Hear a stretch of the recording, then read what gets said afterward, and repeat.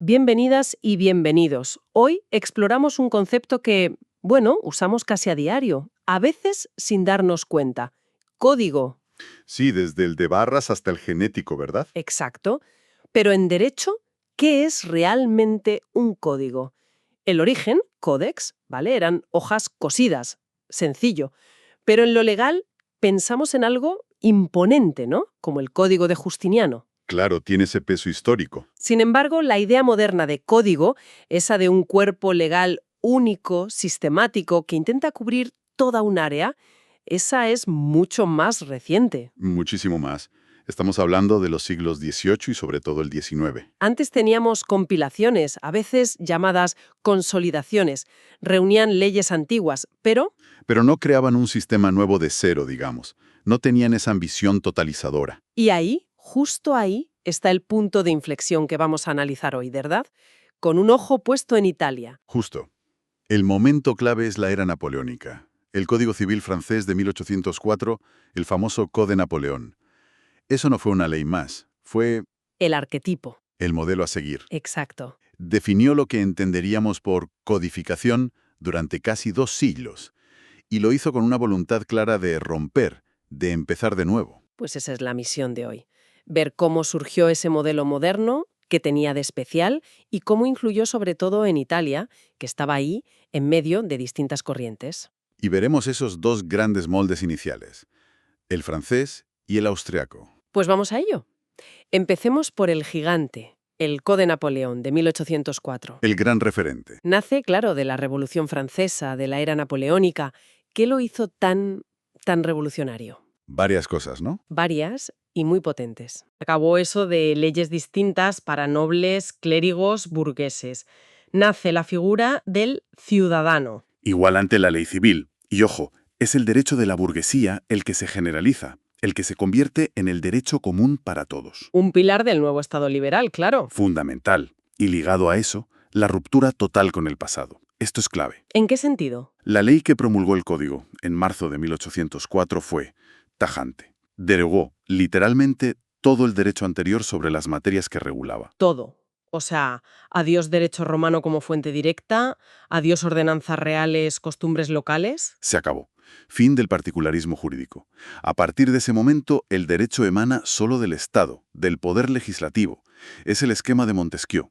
La ley como única fuente formal. Un monopolio estatal clarísimo. Obligaba al juez a fallar siempre. No podía escudarse en que la ley no decía nada o era oscura. Daba por sentado que el código tenía todas las respuestas, aunque fuera escondidas. Implícitamente, sí. Era una fe, casi dogmática en la perfección y completitud de la ley escrita. Aunque luego en la práctica eso generó debates, claro. Me imagino. ¿Y el contenido? ¿Era todo nuevo? No exactamente. El contenido se basaba mucho en la tradición jurídica francesa, tanto la romanista del sur como la consuetudinaria del norte. Pero estaba reelaborado, sistematizado, con un espíritu nuevo y, sobre todo, adaptado a las necesidades de la burguesía triunfante. La propiedad privada en el centro, supongo. Absolutamente.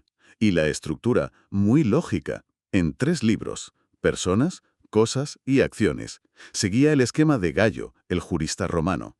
Eso le daba un aire de autoridad clásica, de racionalidad. Y no vino solo. No, formaba parte de un paquete de 5 grandes códigos: civil, procedimiento civil, comercio, instrucción criminal y penal. Una obra sistemática enorme. Su impacto fue brutal, se exportó a media Europa, traducido al italiano oficialmente ya en 1806. Impresionante. Pero casi a la vez estaban haciendo otro modelo importante en el centro de Europa. Así es, el Código Civil General Austriaco de 1811, el ABGB, Allgemeines Bürgerliches Gesetzbuch. El ABGB. Y este era muy diferente. Bueno, compartía la idea de unificar y derogar fuentes anteriores, eso sí, pero fue fruto de un proceso mucho más largo, que venía desde mediados del 18, para unificar los derechos de los distintos territorios del Imperio Austriaco. Y su filosofía era distinta. ¿En qué se notaba? Para empezar, era bastante más breve que el francés, unos 1502 parágrafos frente a los casi 2300 artículos del Code. ¿Y esa brevedad qué implicaba? ¿Menos detalle? Reflejaba una tradición más germánica, digamos. La idea era fijar principios generales y confiar más en que los jueces los desarrollaran, los concretaran. Ah, interesante. Y esto se veía claro en el famoso parágrafo 7. Permitía al juez, si no encontraba solución en la ley, ni por analogía, recurrir a los principios del derecho natural. Derecho natural. Eso choca con el positivismo francés, ¿no? Choca bastante. Ahí entraba el iusnaturalismo racionalista, la idea de que hay principios de justicia y equidad inherentes a la razón, más allá de lo que diga la ley escrita. Daba al menos en teoría más margen al juez que el modelo francés, tan pegado a la letra de la ley. ¡Qué contraste! ¿Y en el contenido también había diferencias? También, el ABGB se basaba en el derecho romano, el canónico, los derechos locales austríacos, y ese iusnaturalismo. Se notaba, por ejemplo, en el derecho de familia. Era menos patriarcal que el francés. La mujer casada no necesitaba la autorización del marido para muchos actos. Vaya. Reflejaba un estado distinto, multiétnico, multirreligioso, con una tolerancia formal mayor. Y a diferencia del Code, mantuvo algunas figuras del antiguo régimen, como la distinción entre dominio directo y útil en la propiedad. No era un código liberal burgués, sino más bien del absolutismo ilustrado. Más paternalista, si quieres. Entiendo. ¿Y este código austriaco tuvo presencia en Italia? Mucha. Se aplicó directamente en los territorios italianos bajo dominio austriaco. El lombardo-véneto, Trieste, Trentino. Milán, por ejemplo, es un caso fascinante. Pasó del código francés al austríaco, luego al sardo-piamontés y finalmente al italiano de 1865. ¡Qué vaivén! Imagínate para los juristas. Y en algunas zonas como Trentino o Venecia Julia, el ABGB estuvo vigente hasta 1928. Fue un contrapunto constante al modelo francés y generó mucho debate doctrinal en Italia. Tenemos entonces dos grandes modelos compitiendo, influyendo. Y una pregunta clave. ¿Cómo se interpretaban estos códigos? Porque a menudo se habla de la escuela de la exégesis en Francia. Sí, y se les pinta como meros repetidores, ¿no? Comentando artículo por artículo sin salirse una coma. Exacto. Una visión como muy literal, muy poco creativa. ¿Fue realmente así? Hablaban más bien de método analítico o método exegético. ¿Y qué buscaban con ese método? Su labor principal era enseñar el nuevo derecho en las universidades, y la ley, de hecho, les obligaba a seguir el orden del código en sus explicaciones. Así que el formato de comentario, artículo por artículo, era en parte una herramienta didáctica necesaria. O sea, no era solo por falta de imaginación. No, para nada.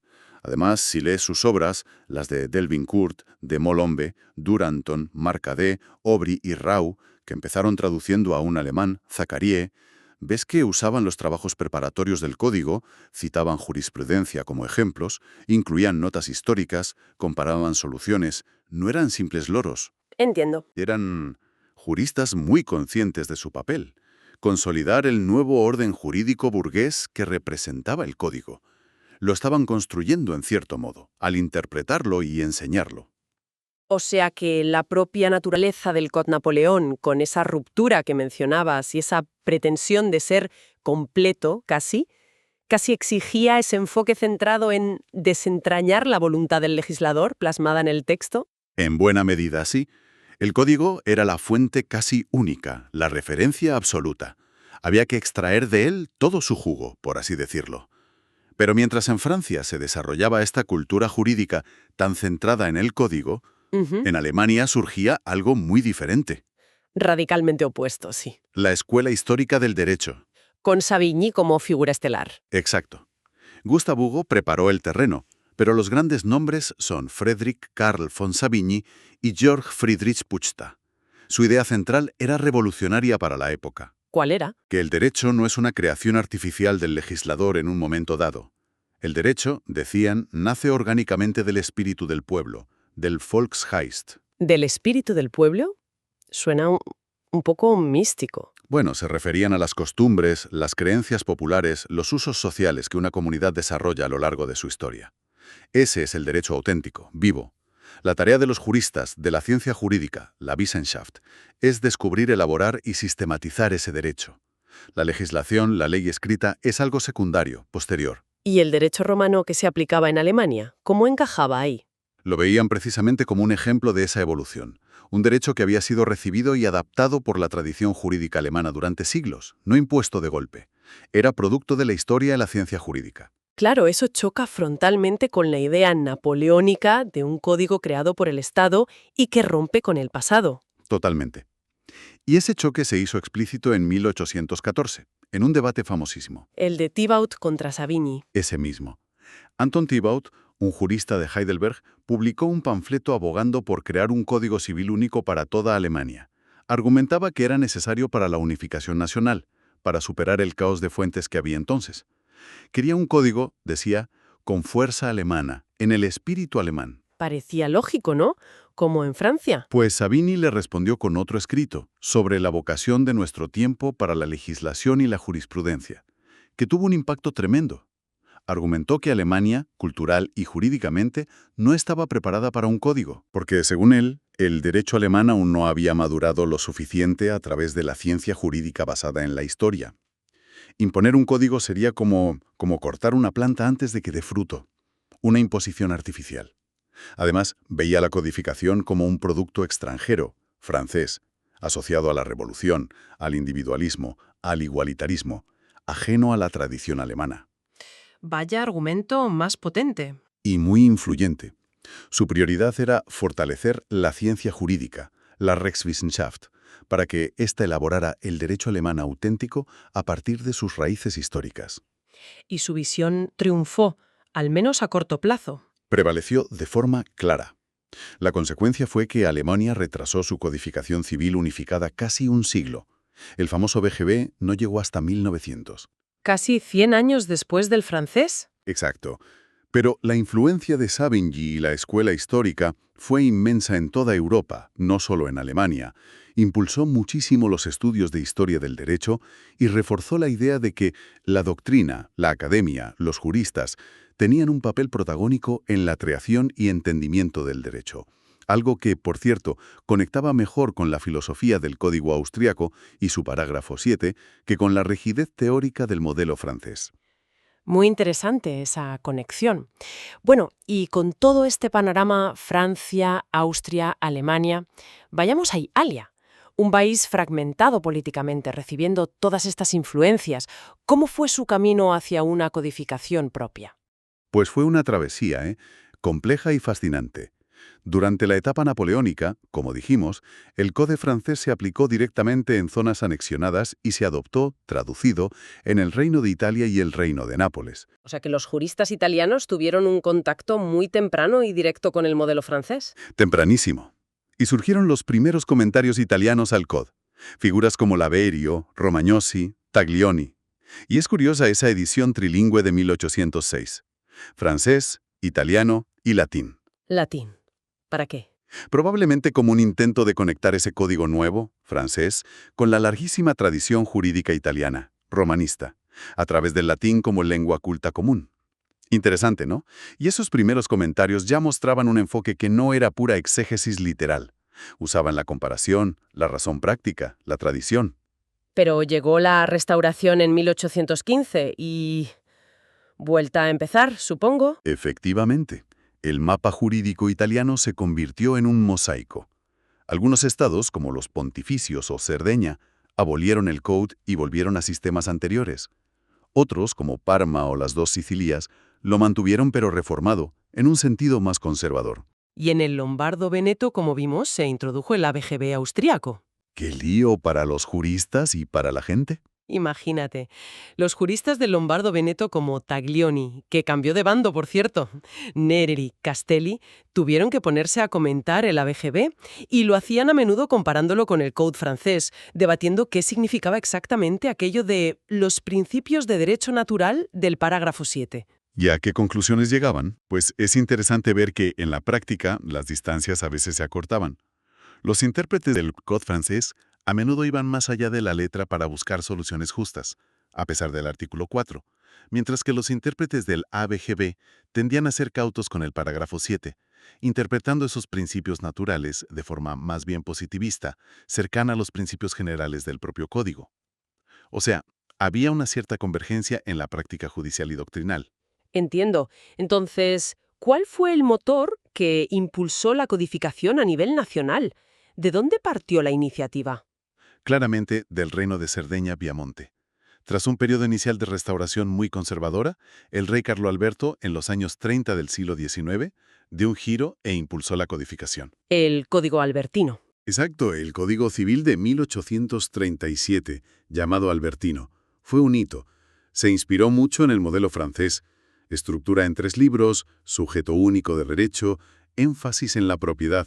Era un código liberal en espíritu. Pero con diferencias respecto al francés. Sí, tenía matices importantes. Incluía un título preliminar sobre interpretación de la ley, que recordaba un poco al ABGB austríaco, aunque hablaba de principios generales del derecho, no naturales. Y era confesionalmente católico, no admitía el matrimonio civil ni el divorcio. Pero lo crucial fue que adoptó el principio moderno de derogar formalmente todas las fuentes anteriores. Marcó el fin de la restauración en Piamonte y el inicio de una era liberal. Y le siguieron otros códigos piamonteses. Sí, un código penal en 1839, de comercio en 1842, de procedimiento criminal en 1847, de procedimiento civil en 1854. Este último, comentado por figuras que luego serían clave en la Italia unida, como Mancini, Pisanelli, Scialoja. Piamonte se convirtió en la vanguardia legislativa de Italia. Y entonces llega la unificación, después de 1860-61. Unificación política, que exigía unificación jurídica. Era la consecuencia lógica. Pero, ¿cómo hacerlo? Lo más fácil parecía extender los códigos piamonteses a toda Italia, ¿no? Lo que se llamó la piamontización. Esa fue la primera idea, sí, pero chocó con resistencias. Por un lado, políticas. Las otras regiones recelaban de una imposición desde Turín. Por otro, jurídicas.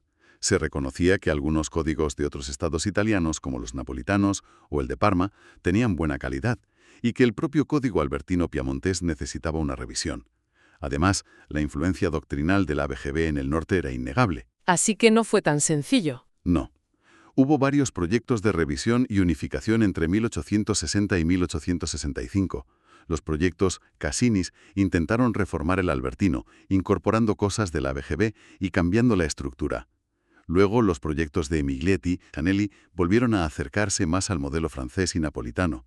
Hubo debates intensísimos en el Parlamento y entre juristas. ¿Sobre qué puntos, por ejemplo? Pues sobre temas clave como la introducción del matrimonio civil, que el albertino no tenía, o sobre si era necesario incluir un título preliminar con reglas de interpretación, las famosas preleggi. Al final, la urgencia política pudo más.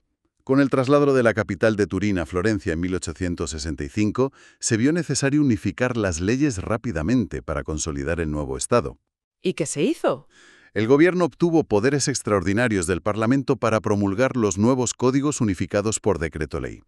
Una solución rápida, pero que contrastaba con el larguísimo debate parlamentario que había tenido el Código Napoleón en Francia, por ejemplo. Y así, en 1865, nació el primer Código Civil de la Italia unificada. Eso es.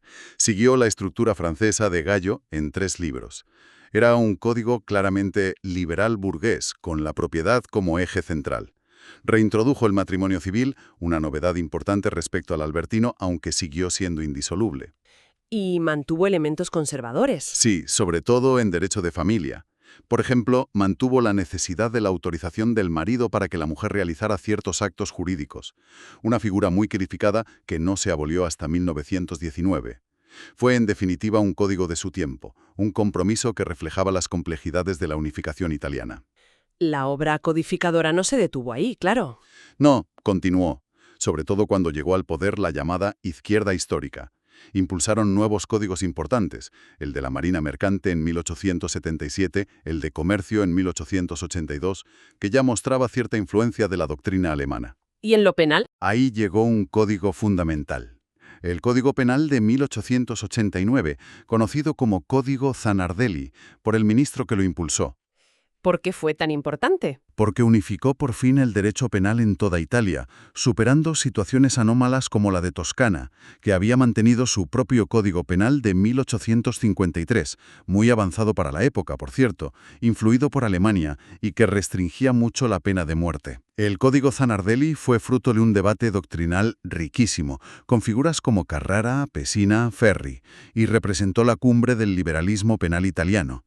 Abolió la pena de muerte en todo el país. Un hito, sin duda. Un hito que, bueno, contrasta fuertemente con lo que vendría después, con el Código Rocco de la era fascista en 1930, mucho más autoritario. Para cerrar el círculo de los grandes modelos del siglo XIX, nos queda el último en llegar, pero no menos importante, el alemán. El BGB, Bürgerliches Gesetzbuch, efectivamente, entró en vigor el 1 de enero de 1900. Tarde, pero seguro. Tardísimo, si lo comparamos con Francia o Austria. Fue la culminación de décadas de trabajo de la pandectística alemana, esa escuela que sucedió a Savigny y que se obsesionó con sistematizar de forma hiperlógica y conceptual el derecho romano de los pandectas, el digesto de Justiniano. Figuras como Winset fueron clave. ¿Y el resultado? Un código de una complejidad técnica y una abstracción enormes, estructurado de forma muy diferente a los otros, en 5 libros, parte general, obligaciones, derechos reales, familia y sucesiones. Reflejaba ese derecho romano actual, tal como lo había destilado la ciencia jurídica alemana durante un siglo. Y a pesar de llegar tan tarde, su influencia fue... Gigantesca.